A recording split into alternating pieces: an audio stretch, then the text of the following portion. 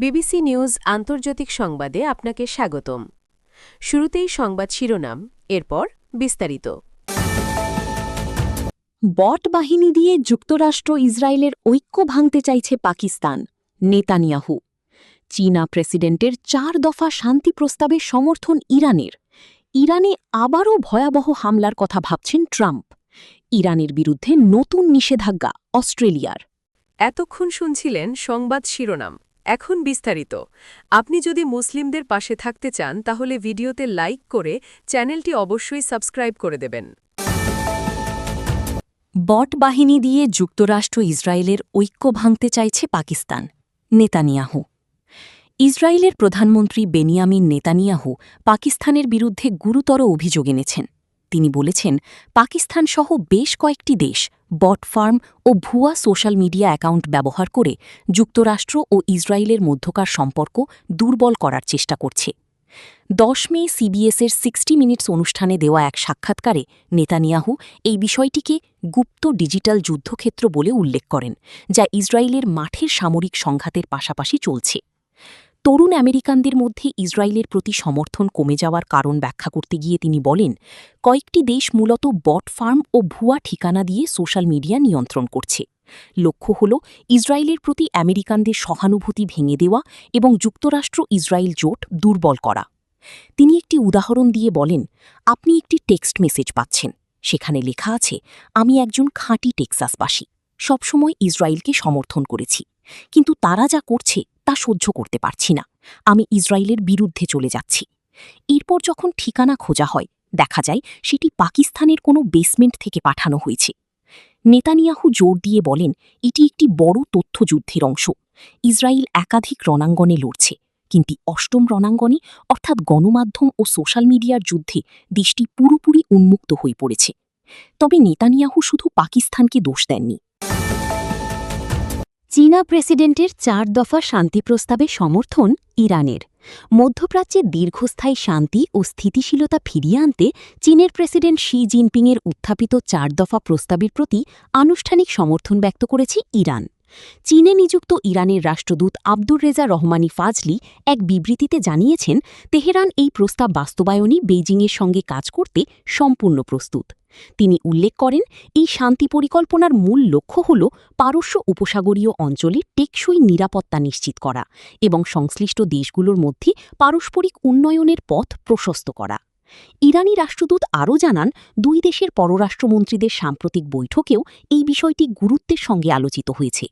ইরানের এই অবস্থান মূলত আঞ্চলিক নিরাপত্তা বজায় রাখার ক্ষেত্রে চীনের ক্রমবর্ধমান কূটনৈতিক ভূমিকার প্রতি একটি ইতিবাচক সাড়া হিসাবে দেখা হচ্ছে।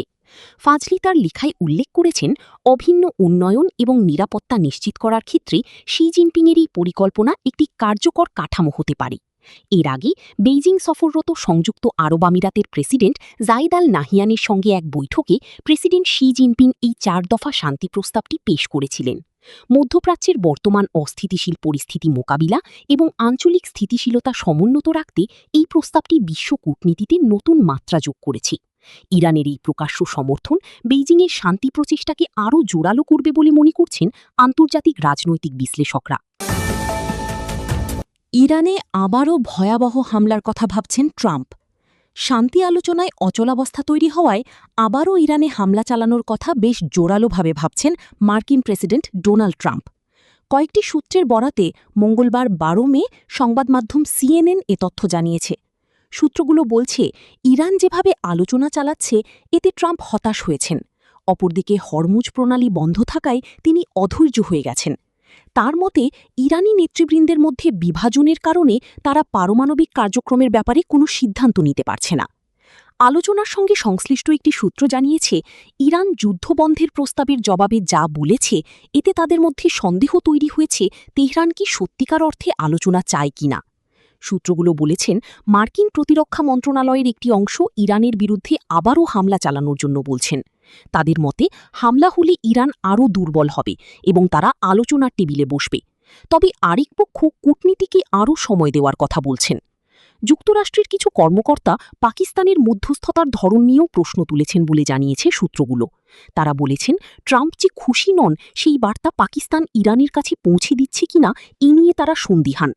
তারা আরও মনে করেন ইরান যুক্তরাষ্ট্র সম্পর্কে যা বলে তার মধ্যে যেগুলো ইতিবাচক শুধুমাত্র সেগুলোই মার্কিনীদের কাছে বলা হয়, অর্থাৎ তারা ইতিবাচকভাবে সবকিছু তুলে ধরছে, যার সঙ্গে বাস্তবতার মিল নেই।